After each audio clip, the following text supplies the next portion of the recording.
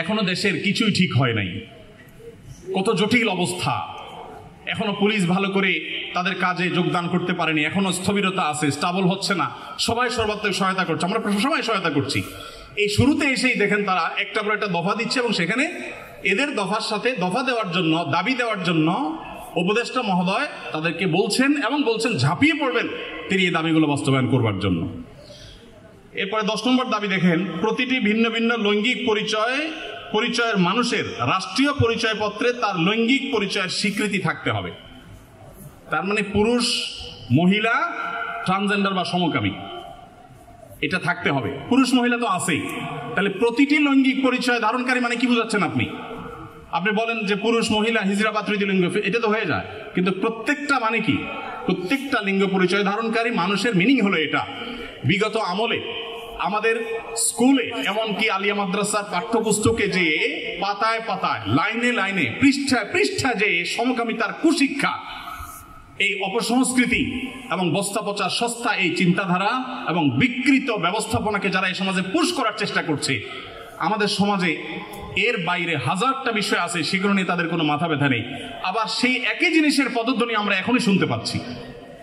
ভাইরা আমার, 11 নম্বর দাবি ছিল তাদের, সব ধরনের লৈঙ্গিক বৈষম্যকারী আইন বাতিল করতে হবে। সব ধরনের লৈঙ্গিক বৈষম্যকারী আইন বাতিল করতে হবে। ওই যে মেয়েদের, ছেলেদের মিরাসের যে আইন আছে সেটা বাতিল করতে হবে।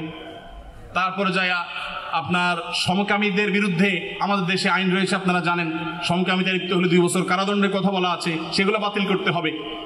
এই যে দাবিগুলো আছে, আপনারা এবার মিলান যে কলকাতাতে একজন নারী চিকিৎসক তিনি জুলুমের শিকার হয়েছেন, তার সেই জুলুমের বিরুদ্ধে সর্বকণ্ঠে আমরা শতকণ্ঠে প্রতিবাদ জানাবো, কিন্তু এখানে প্রতিবাদ জানাতে গিয়ে দাবি যেগুলো তোলা হচ্ছে সবগুলো হলো সমকামী এবং ট্রান্সজেন্ডারদের জন্য দাবি।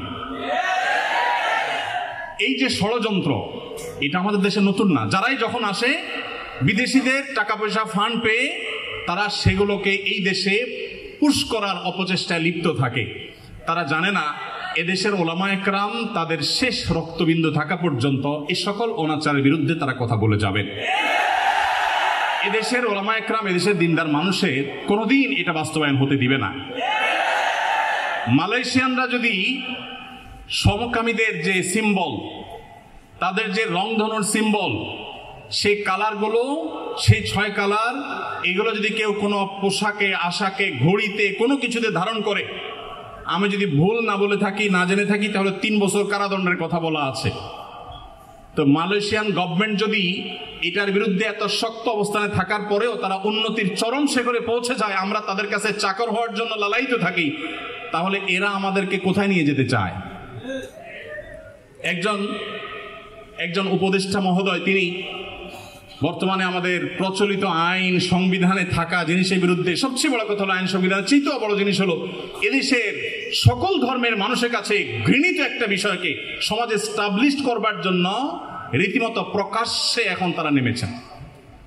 এখন একজন আলেম হিসাবে, একজন দায়ী হিসাবে আমাদের বুদ্ধিবৃত্তিকভাবে এই সকল ষড়যন্ত্র মোকাবেলা করতে হবে। আমরা এদেশের বৈষম্যের বিরুদ্ধে, যত প্রকার বৈষম্য আছে সেই বৈষম্যের বিরুদ্ধে ওলামা একরাম কথা বলেছেন। সবচেয়ে বেশি বৈষম্যের শিকার তো আলেম সমাজের দেশে। আলেমদের চাইতে, দাড়ি টুপি এবং হিজাবের চাইতে বেশি বৈষম্য এই দেশে কার প্রতি হয়েছে? আমাদের এই সমাজে শুধুমাত্র এই স্বাধীনতার পর থেকে না, ব্রিটিশ আমল থেকে শুরু হয়েছে। ওলামা একরাম এবং দিনদার মানুষ, তারা এই সমাজের সবচেয়ে নিগৃহীত, সবচেয়ে নিষ্পেষিত। একটা বাজেট ঘোষণার পর বাজেট নিয়ে কেমন বাজেট হয়েছে, বাজেট ভাবনা জানতে চায় বিভিন্ন মিডিয়াগুলো, আপনি জানেন। টকশো যেরকম হয়, অনেক সময় দেখা যায় বাহিরে তারা সাধারণ মানুষের, জনমানুষের বাজেট ভাবনা তারা জানতে চায়। একজন রিকশাওয়ালাকেও জিজ্ঞাসা করে, রিকশাওয়ালা ভাই, এই যে বাজেট সম্পর্কে আপনার কোনো মন্তব্য আছে কিনা? কিন্তু আপনারা অবাক হবেন, আজ পর্যন্ত বাজেট নিয়ে কোনো আলেমের বক্তব্য কোনো মিডিয়া আমার জানা মতে জানতে চাই নাই যে আলেমদের ভাবনা কি। আলেমদের কোনো ভাবনা থাকতে পারে না? এদেশে 3.25 লক্ষ মসজিদ, 3.25 লক্ষ মসজিদের প্রত্যেকটা মসজিদে যদি 150 করে মুসল্লি থাকে, তাহলে 3.25 লক্ষ মসজিদের ইমাম সাহেবরা, আলেমরা, তারা কমপক্ষে 4 কোটি মানুষের নেতৃত্ব দিচ্ছেন। এত বিশাল জনগোষ্ঠীর মানুষকে ইগনোর করতে করতে করতে করতে আপনারা একেবারে দেয়ালে পিঠ ঠেকিয়ে দিয়েছেন।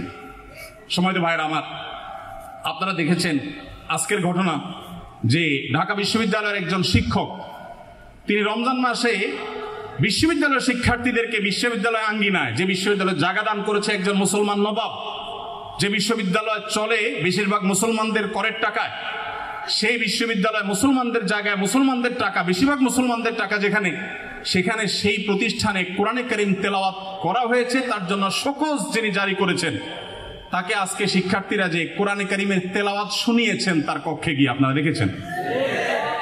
অবাক করা বিষয় কি জানেন, এদেশের এক শ্রেণীর মিডিয়া এটাকে নিয়ে সমালোচনা করে বলছে যে জোর করে কোরআন শোনানো তো ঠিক না।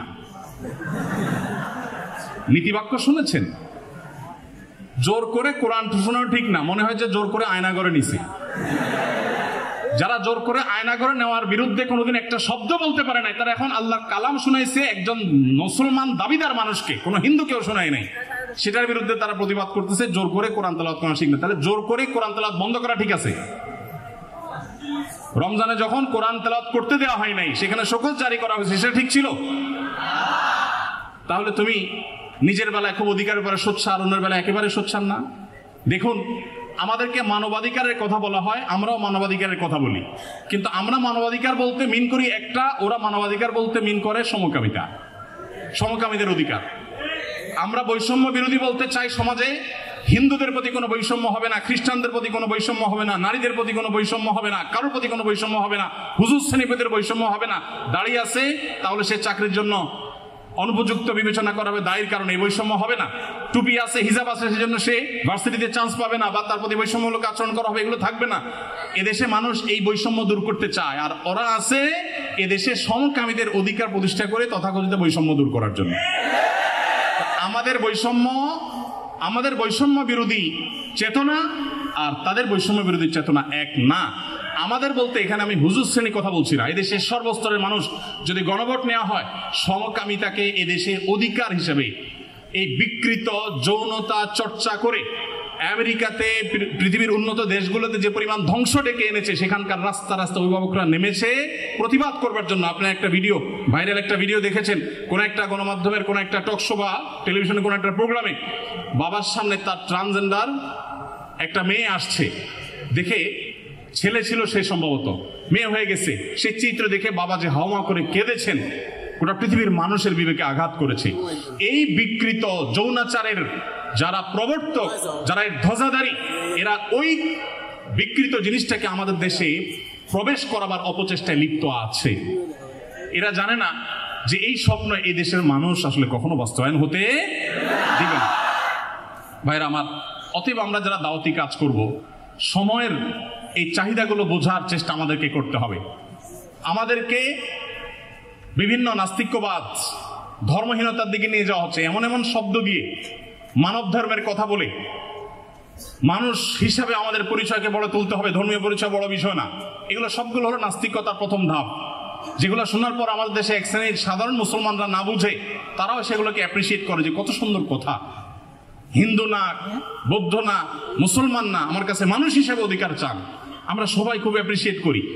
দিন শেষে এটা যে নাস্তিক্যবাদের প্রতি আহ্বান, এটা যে তথাকথিত মানব ধর্মের সেই বস্তা পচা সস্তা আহ্বান, এটা আমরা অনেকে বুঝতে পারছি। এই জন্য ভাইরা, যারা দাওয়াতি ফিল্ডে কাজ করবেন, আল্লাহর পথে মানুষকে আহ্বান করবেন, বিচক্ষণতার সাথে এবং দূরদৃষ্টির সাথে এই কাজটা সম্পাদন করতে হবে। এই জন্যই তো প্রশিক্ষণের প্রয়োজন, এই জন্যই শেখার প্রয়োজন, এই জন্যই বোঝার প্রয়োজন।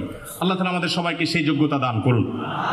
ভাইরা আমার, যত রকমের ষড়যন্ত্র আছে সেগুলো আমাদেরকে খুব গভীরভাবে উপলব্ধি করতে হবে এবং সেগুলোর বিরুদ্ধে আমাদের প্রত্যেককে সামাজিক সচেতনতা গড়ে তুলতে হবে।